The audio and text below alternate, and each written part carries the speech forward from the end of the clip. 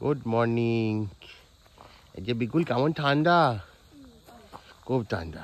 বিকুল এখন 3-4টে জামা পরে আছে, 3টে পরে আছে, মোটা মোটা জ্যাকেট। এইটাই আমরা ছিলাম, এই কটেজটায়। এই দেখো ফেন্সিং দেওয়া আছে। রাত্রির বেলা সন্ধ্যে 6টা থেকে সকাল 6টা পর্যন্ত থাকে হচ্ছে ইলেকট্রিক। হয়েছে? চলো, ময়ূরটা চলে গেছে। এখানে যে ময়ূরটা ঘুরছিল চলে গেছে। জ্যাকেটটা লাগাও, ঠান্ডা আছে। এই দিকটা দিয়ে আমরা এসেছিলাম। হুম, এইখান দিয়ে এসেছিলাম। আসলে আমরা প্রচুর অ্যানিমেল দেখেছি এই রাস্তাটায় কাল থেকে। এই যে গাড়ি রয়েছে। আচ্ছা, এখানে আমাদের 3টে কটেজ।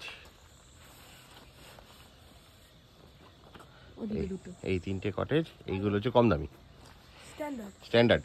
আর ওইখানে 2টো আছে, ওই বড় 2টো হচ্ছে ডিলাক্স। ব্যাস, এই 5টা রুম আছে এখানে। আর ডরমেটারিতে 4 জন থাকতে পারে না, কত 6 জন থাকতে পারে। 5টা রুম আর ডরমেটারিতে 6 জন। 6 জনে হচ্ছে না 750 টাকা পার বেড। হ্যাঁ, তা যারা অনেকজন একসাথে আসে, সিঙ্গেল নয়, অনেকটা বড় ফ্যামিলি এলো, তারা একসাথে রাত কাটানোর জন্য বেস্ট অপশন। 3টে বাথরুম আছে ওখানে, 7টা বেড, 3টে বাথরুম। নেওড়া জঙ্গল ক্যাম্প, খুব সুন্দর, হেভি ঠান্ডা। আচ্ছা, আর একটা প্রবলেম আছে এখানে, গাড়ি রাখলে না, আমার গাড়িতে দেখলাম প্যাঁচা পটি করে গেছে। কালকে পুরো গাড়ি এত চাকাচাক করে ধুয়ে আনলাম গাড়ি। আচ্ছা, এ পুরো জঙ্গল। আর এই পেছনে হচ্ছে নেওড়া নদী।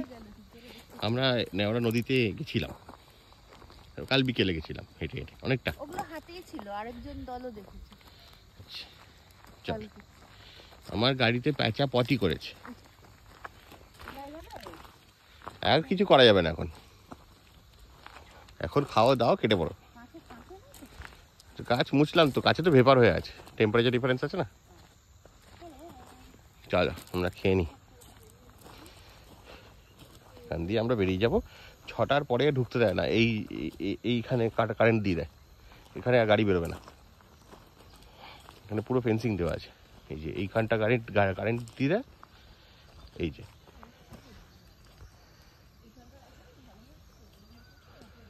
আবার সামনে আছে, ওইদিকে আবার একটা এন্ট্রি আছে, ওখানেও কারেন্ট দিয়ে দেয়।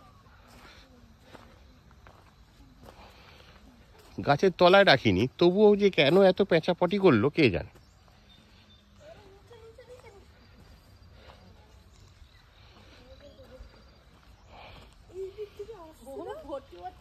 হ্যাঁ, প্রচুর। ওপরেও ছাদেও আছে। আমি তো গাছ থেকে দূরেই রাখলাম।